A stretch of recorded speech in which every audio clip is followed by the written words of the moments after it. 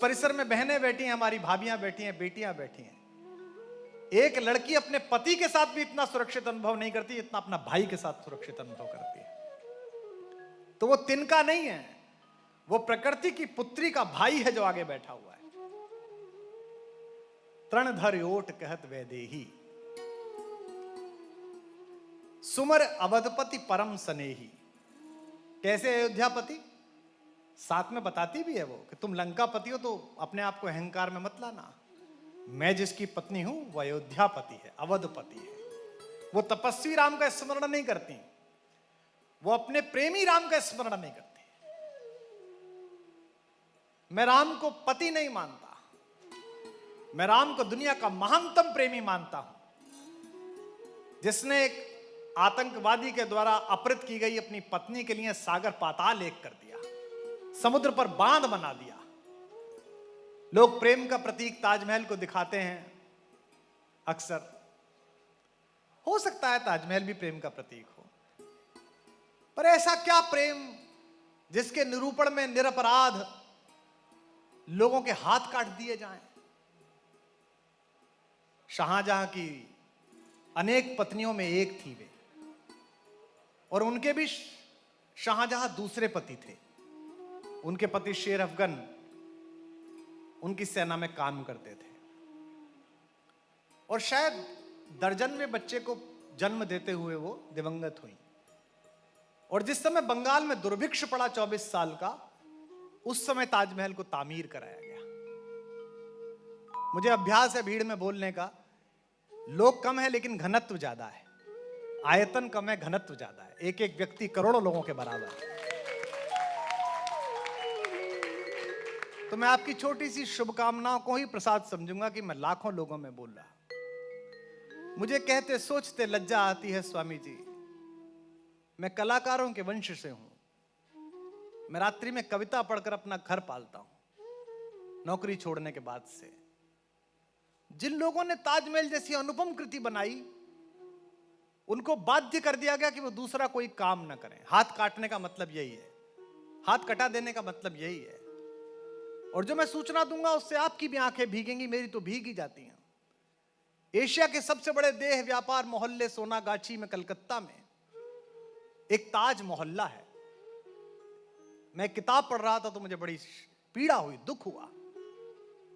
जिन्होंने सदियों सदियों केवल पत्थर में से भगवान उकेरे थे, जिन्होंने सदियों सदियों प्राषाण में मूर्तियां स्थापित की थी, उन हुनरमंद लोगों को अपने हुनर से वंचित कर दिया गया, और उनकी पुत्रियों को, उनके परिजनों को, उनकी महिलाओं को नृत्य करके अपने रस को बेचकर घर चलाना पड़ा।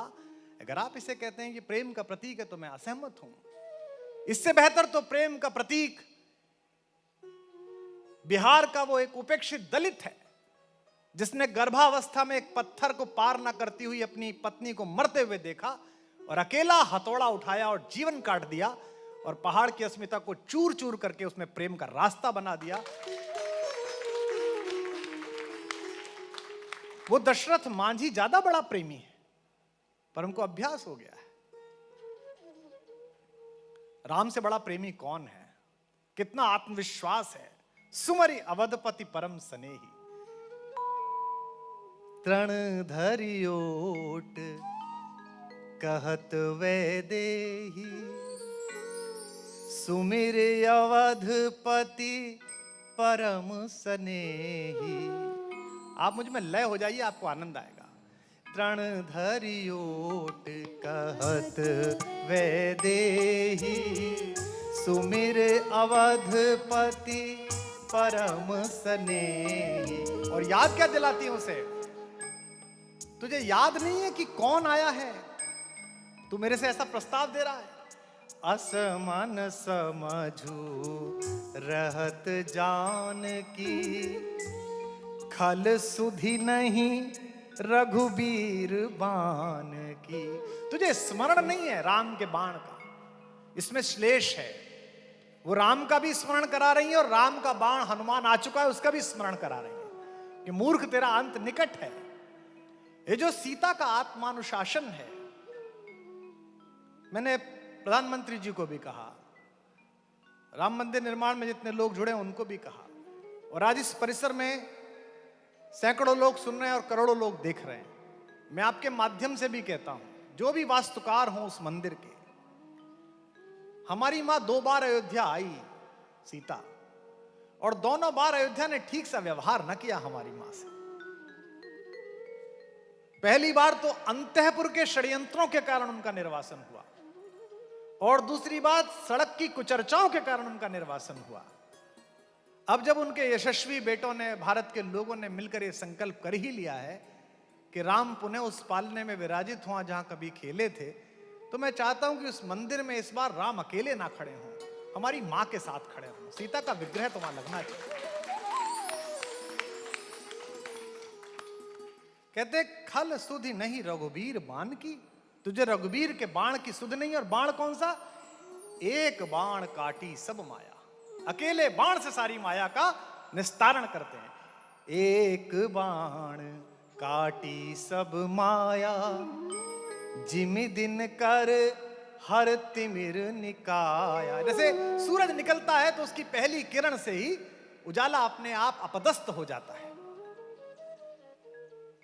मेरे राम मायावी नहीं है, वो कोई चमत्कार नहीं दिखाते। एकल के कार्यक्रम में कह रहा हूं, वो एकल पुरुषार्थ का वैश्विक प्रतिनिधि है। वो अकेले पुरुषार्थी हैं जो विश्व भर को चेतना दे सकते हैं। इसलिए सीता का अनुशासन, ये प्रकृति का अनुशासन कोरोना ने हमें सिखाया।